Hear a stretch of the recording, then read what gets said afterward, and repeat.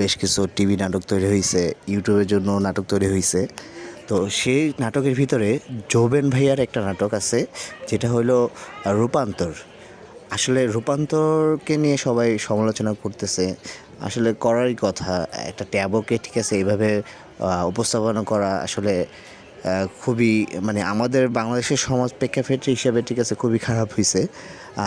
তবে আমি সোশ্যাল মিডিয়াতে একটা জিনিস বারবার দেখতেছি, হুমায়ুন আহমেদের, শ্রদ্ধেয় হুমায়ুন আহমেদ স্যারের কিছু কথা বলতেছে ওনারা, যে সমাজের ট্যাবু কীভাবে ট্যাবু হিসেবে নিয়ে আসা যায়, সেটা হুমায়ুন আহমেদের মাধ্যমে হয়েছে। মিডিয়াতে হুমায়ুন আহমেদ সর্বপ্রথম ঠিক আছে ঘেটুপুত্র কমলা নামের একটা মুভিতে এই ট্যাবু সম্পর্কে মানুষকে ধারণা দিছে। তবে আপনারা যারা এই কথাগুলো বলতেছেন তারা কি আসলে সত্য বলতেছেন? আপনারা কি জানেন ঘেটুপুত্র কমলাতে কি দেখানো হয়েছে? দেখানো হয়েছিল সমকামিতা, শিশুকামিতা যে একটা বিকৃত, সেটা হুমায়ুন আহমেদ খুব চমৎকারভাবে তুলে এনেছিল সেই পুত্র কমলার সিনেমা নামে। তখন ফেসবুক ছিল না, আজ থেকে এক যুগ আগের কথা। অথচ একটা মানুষ মুভি সম্বন্ধে খারাপ কথা বলছে বা পকেটের স্লোগানে হুমায়ুন আহমেদকেও টেনে আনছে, রিয়েক্ট করছে। আসলে সেই মুভিটার সম্পর্কে আমরা একটু ধারণা দিই।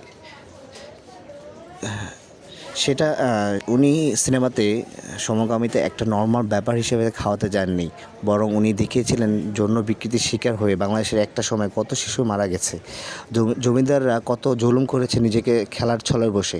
মনে আছে সিনেমাটা দেখার পর শোয়ে উড়িল উড়িলে জীবনের জীবন গানটি বেজে উঠলো, আমার চোখে দিয়ে টপ টপ করে পানি পড়তে শুরু করলো। আমি জানি সবার অভিজ্ঞতাই কম বেশ সেরকমই।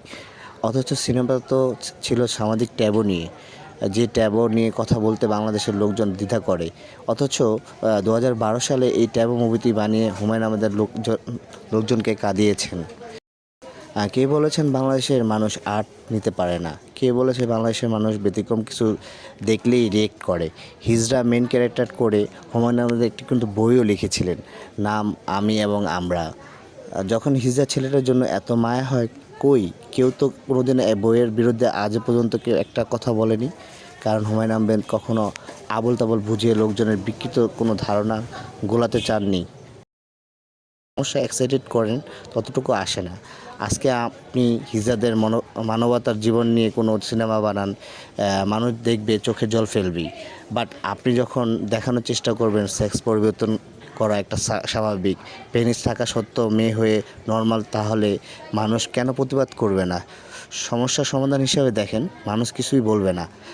ঘুষ খাওয়া একটা অপরাধ, একটা বিকৃত, এটাকে যদি স্বাভাবিক হিসেবে দেখান, মানুষ প্রতিক্রিয়া দেখাবি, তার জন্য মানুষকে প্রতিক্রিয়াশীল না বলে বরং নিজেদের সমস্যাটা স্বীকার করেন।